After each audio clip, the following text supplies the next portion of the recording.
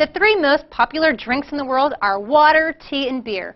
Yes, you heard me correctly. I said beer. Hi, I'm Margie Proctor with Hillphoenix.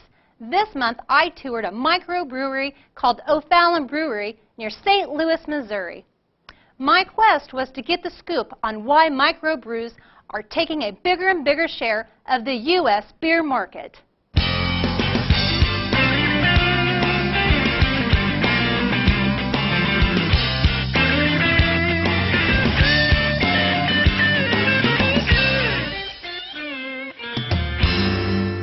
The O'Fallon Brewery is a 15-barrel brew house that was founded and is primarily owned by Tony and Fran Caradonna.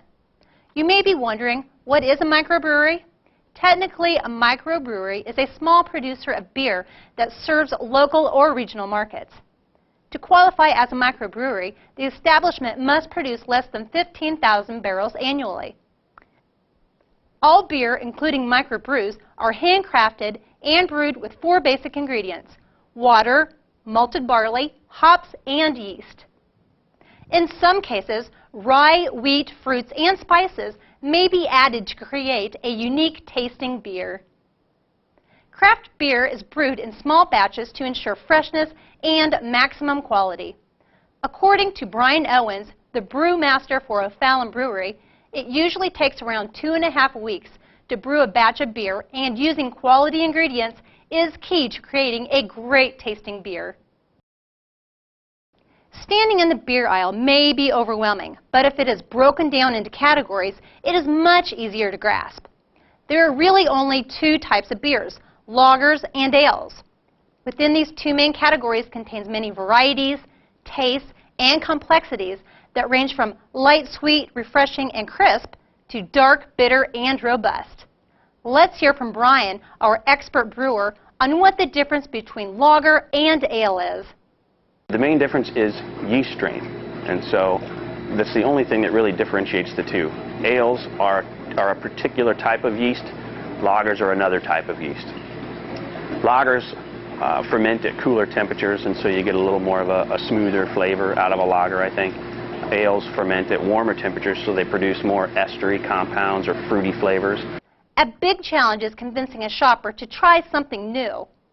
The only way to find out exactly what style of beer suits your taste bud is to try them. In states where it is legal, invite your distributor to the store to have a sample tasting session with your staff. After the staff is knowledgeable on the product, set up a beer tasting at your store. People are more likely to try and ultimately buy something different when they can sample it first. Trends to keep your eye on in the craft beer category this year include sour beers, rye beers, and hybrid beers. American IPA beers are becoming very popular. IPAs are a style of beer that generally have a higher hop content than normal ales. Microbreweries are exploring extreme beers, which often can be a beer with a high ABV, which is alcohol by volume percentage. The ABV level for most beer is usually between 3 to 10%. Pick your own 6-pack. Display single bottles of craft beer and let shoppers pick 6. Shoppers will be more apt to explore by choosing 6 different types than to spend money on a 6-pack of all the same beer that they may not like. For those finicky craft beer drinkers that hold the allegiance of craft beer in a bottle, they may be surprised with the trend of craft beer in a can. Some microbreweries are already experimenting with this. Let's hear from Fran, one of the owners of O'Fallon Brewery, on why craft beer is being packaged in a can. Cans look hot for craft beers. Cans provide the brewer with the opportunity to protect it from the things that harm beer the most, heat and light. And a can is a perfectly concealed package, whereas a bottle does, and even an amber bottle lets a little bit of light in. Also, cans are environmentally friendly. Consumers are more hip to that now. There was a time in the craft beer business when we said, oh, craft beer drinkers would never take their beer out of a can because they want the purity of the bottle. I believe the technology in manufacturing cans has gotten better, and we now all feel that cans don't have an impact on the flavor of the beer. So it's cheaper to move cans. They take less fuel because they weigh less. So there's a lot of good things about canned beer, and I think that's a big trend we're going to see.